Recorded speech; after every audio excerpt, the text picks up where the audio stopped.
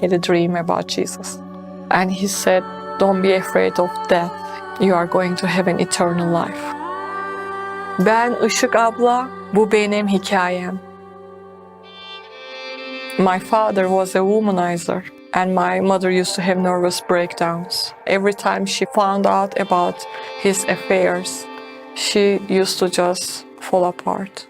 And every time they had a fight, slamming the doors, cursing each other, I used to hide. And then when they used to see me, they used to tell me, it's all your fault. I wish you have never been born. I remember being beaten up, kicked on the floors. I believed I was stupid. I believed I was ugly. I felt very filthy, and I felt like it was my fault. I studied a lot. I read everything I could find. I started learning Quran from my great-grandmother and tried to learn and be a good Muslim. So I thought it was fascinating that there was a being who created me. And if I knew him and if I find him, he could change my misery. I knew that I needed a miracle, but I had no relationship with my God. I prayed 5 times a day. I never heard back from him. So I came to a conclusion, there was God, there was a creator, but he was mean and hateful and always angry. I met this guy at college. He was a fanatical Muslim. I really believed he loved me. We got married. He started beating me up all the time, every other day. He used to kick me, spit on me, slap me in public, pull my hair. And I used to always find a fault in me. But then I started finding a relief at workplace. People started telling me I was smart. And I started climbing career ladders in Turkey. The more I became powerful at workplace, the more he abused me to keep me oppressed. One night, he put a knife on my throat and he told me to jump from the 8th floor of a building. I knew that even in the Quran, he didn't have a right to kill me. I decided I'm going to leave. I wanted freedom. I thought America is a free country. I want freedom. I got my divorce degree Friday and I graduated from my post-studies in business administration Saturday, and I fled to America on Sunday. But it didn't change. It doesn't matter. Wherever you go, you take you with you. And I took abused, hurt, insecure, angry, hateful, miserable woman with me to America. I said, I need a husband to tell me what to do with my life. And this time I met a drug abuser. And we had a child. Another type of depression and misery started.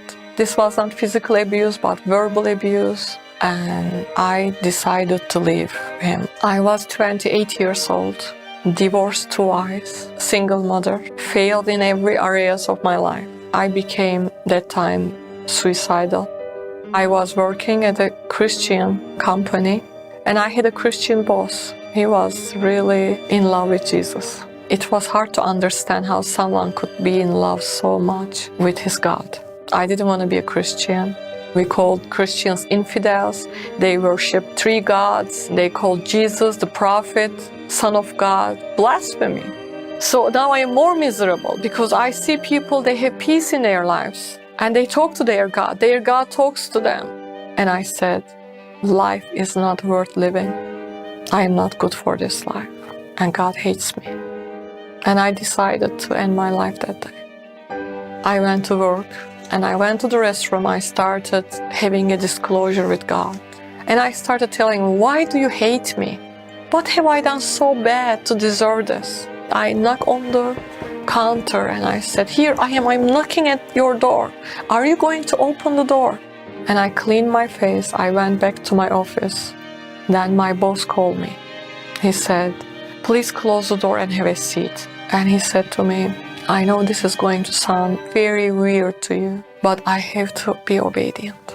My Lord Jesus just spoke to me and he told me about what you are planning. And he wants me to tell you, you are not forsaken or abandoned. When you were abused, Jesus was by your side. He loves you so much that he wants to be the center of your life. I went on my face to the floor and I started weeping bitterly, and I said, yes, yes, Jesus. One single yes brought me to Jesus Christ. I felt freedom first time in my life. The freedom that I dreamed all my life was real. God always tells me, you are a new creation. You are crucified. It is all gone. Only I live in you. Only this moment. And the future I prepared for you is important. I can thank Him for who I am right now and who I am going to be. Ben Isik abla, iyileştim, şifamı aldım ve özgürüm.